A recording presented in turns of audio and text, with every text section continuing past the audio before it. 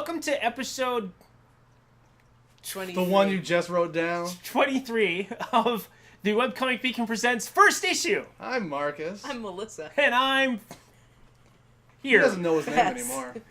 And this is Superboy #1 from DC Comics. It sure is. I'm actually not convinced of it. So he's a 'cause robot on this front, but the rest of the time they consider him a clone and are very specific on trying to figure a out. clone or cyborg clone with something. We'll get into that, Yeah, maybe. They're very specific if you're trying to figure out who his two donor parents are. So, we have this cover. Now, the Superboy logo is classic.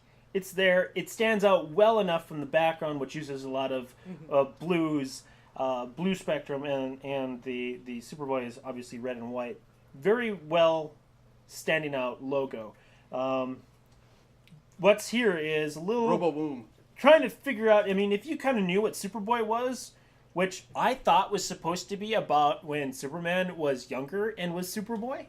That has not been the case since like the 50s. It's been a long time. Yeah, but that's all I knew of what Superboy was. So I'm looking at this as like, what is going on here? Is this like Well, that's something why out of Akira or Superboy is full of science. That's why you open up the book and start reading.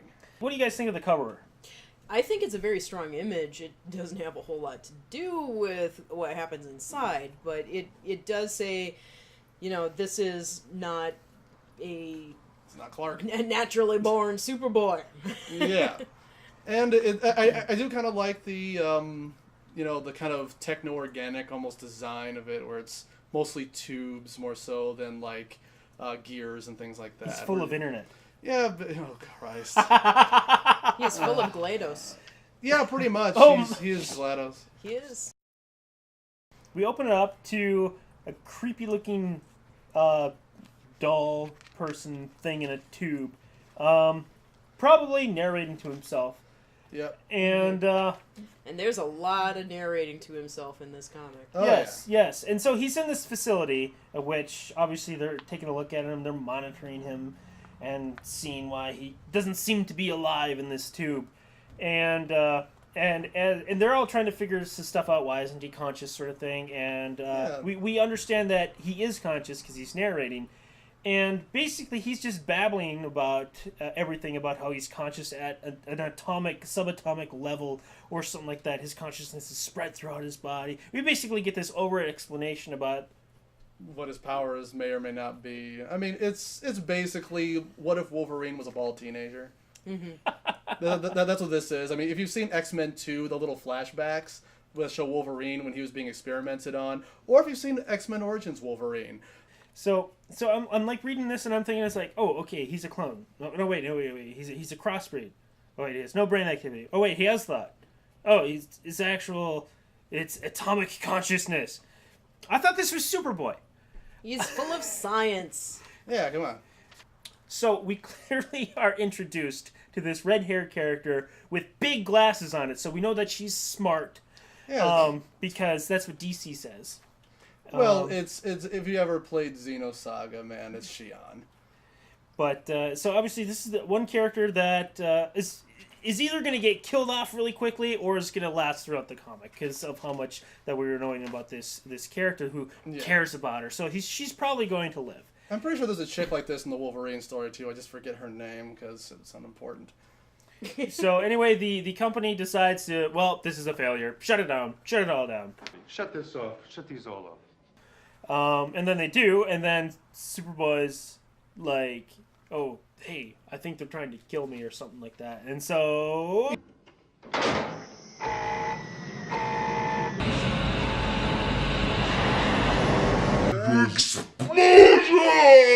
It's like I said, if you've seen X-Men Origins Wolverine, you're reading this comic and you're watching the same movie.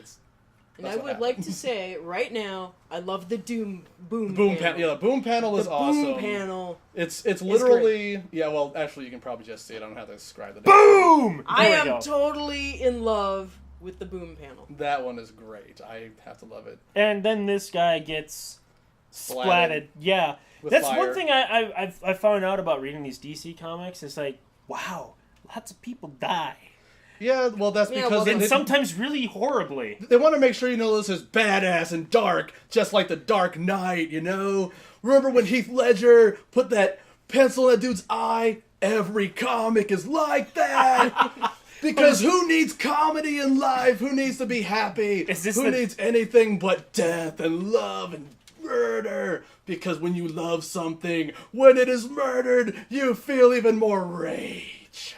Actually, I think it's because. Oh shit, that's the next comic. You I'm know what? sorry. You actually sound like... You know what? I have to actually cross-reference another show that's online. You sound like 90s Kid and The Warrior mixed together in that. Just call me 90s Warrior. How's 90s that? Warrior. 90s were. Well. But why isn't he naked? Fuck this comic.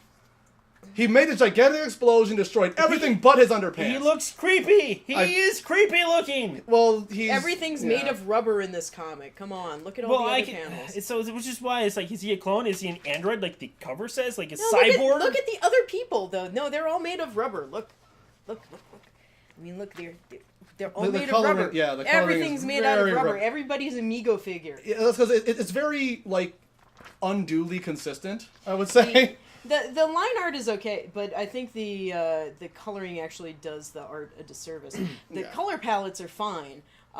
It's just the style, that super gradient, soft style, Yeah, it's very just soft makes gradient, yeah. everything look. I mean, he looks like a Rubbery. crash test dummy in this, or like Yeah. a Ken doll, really. Yeah, well, especially when you look at the crotch area, it looks a lot like a Ken doll. Right. So okay. So we have this, and the girl does survive because everyone's dead now, and she's all like, Except she, "Superboy, you're alive and you're floating," and then he starts falling, and then she runs to catch him because obviously he couldn't survive a fall after causing a massive explosion and surviving it. Yeah, being built, as we'll find out later, from Kryptonian DNA, and she's aware of this.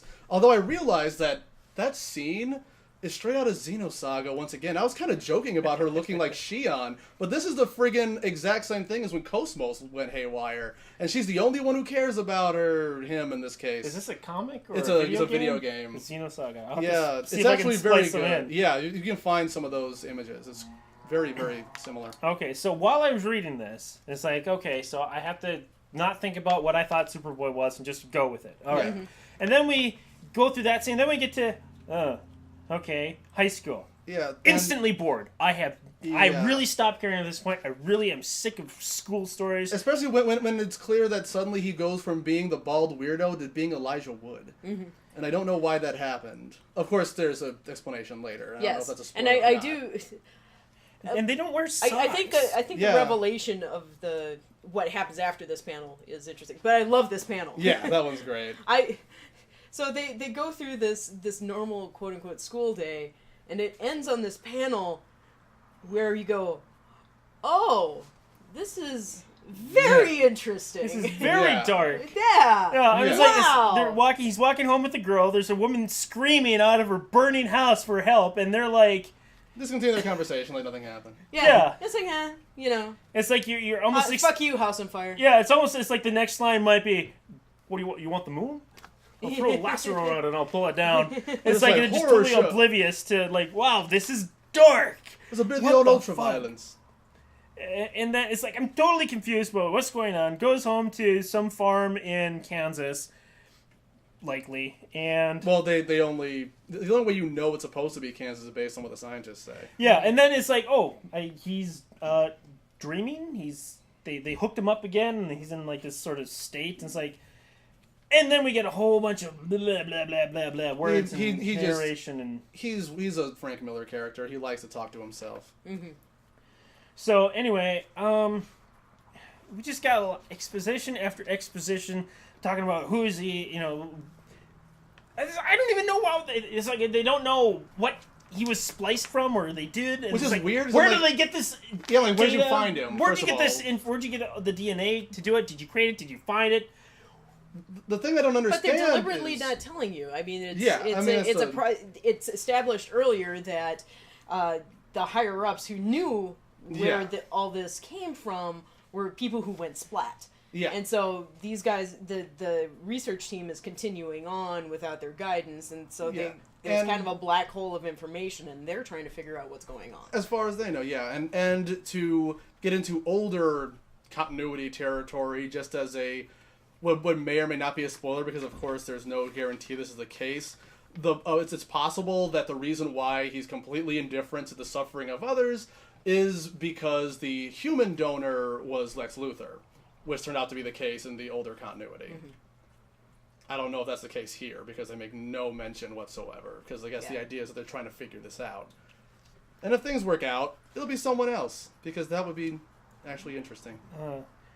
So, anyway, after we get a little bit more character development of the characters behind, as much as character development as you can say. Although cloning off of Lex Luthor wouldn't make you indifferent to human suffering, because cloning off of Superman wouldn't make you dream of Kansas either. That's true. So I mean, your understanding So of it could be genetics is faulty. Supergirl and Lex Luthor?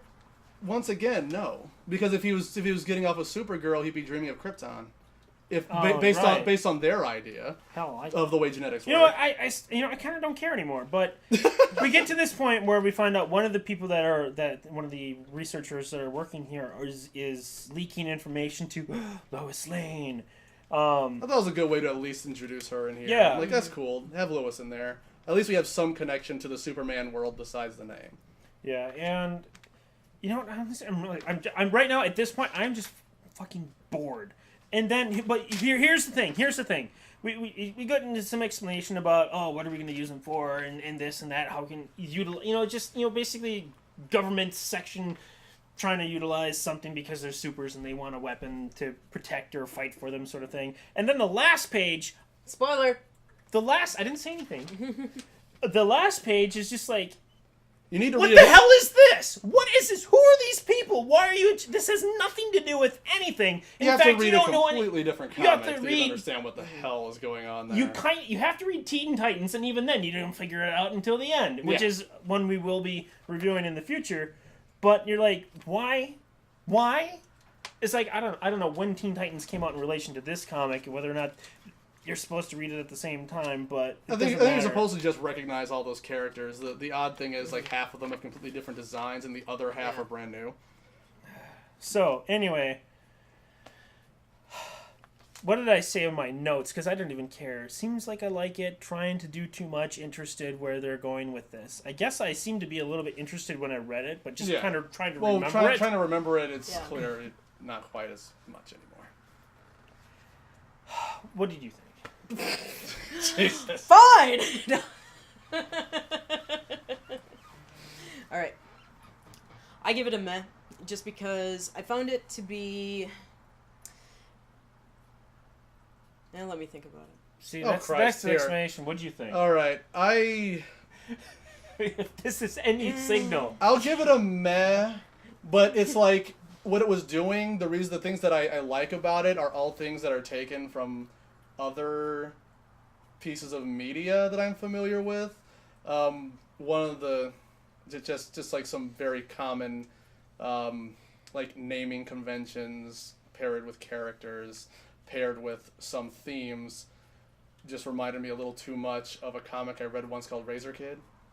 But it was very who did that one? Me. But anyways, it was very like incidental. It wasn't like anything that I could even think about, like, I took this from me. No, it was just like, okay, so you've got let's create a superhuman project called Nowhere, and it's like, okay, that's very similar. Okay, whatever. Oh, and there's a kind of a MILF doctor with glasses who runs the whole thing. She doesn't look that old. Okay, well, she looks like she's at definitely least attractive. 30s, both of them. She looks the like white rubber is what she that's a problem. The white-haired girl and the red-haired girl. I mean, I usually like short-haired girls, but they're kind of cute. But just Shion. It's cool. Like I said, the thing I like about it are mostly things that I've seen in other properties. Yeah. Particularly the fact that her relationship to Superboy is very similar to that of Shion and Cosmos in the Xenosaga series.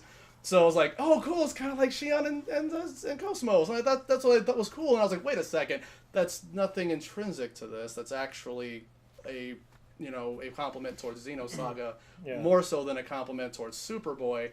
So then when I tried to read it again, I was like, well, what else I like about it? I'm like, the Elijah Wood version of Superboy is cute. That's another thing that doesn't really intrinsic to the comic itself that's more of an art choice. I was like, I have to give it a meh because yeah, it's a first issue. They give you the information you need to know more or less about him. He's a clone of a Kryptonian, most likely Superman, even though that's not how cloning works. He's a crossbreed. He's a crossbreed. Or whatever. The other person is a human. They can't figure out who it is, but they're trying to figure it out based on his impulses. I have to give this a meh as well. Yeah. Mostly because it's like there's a lot of direction change. There's a lot of seemingly misdirection from a storytelling point, and there's a lot of explaining. Just talk and narration, and it's just I am bored. It's stream of I'm bored and I don't yeah. care. I really don't, regardless of what I wrote earlier. It's just because I'm thinking back. It's like, you know what? I think I was giving it too much credit. It's like I really don't care. I'm more confused. Meh. I'm gonna give it a meh. The elements are all there for a first issue. It does give you all the setup that you need to know whether you want to continue reading the storyline or not. But despite liking some very individual elements of the story, it didn't hold up for me. It didn't intrigue me. Meh. And that is Superboy Meh #1 from DC Comics.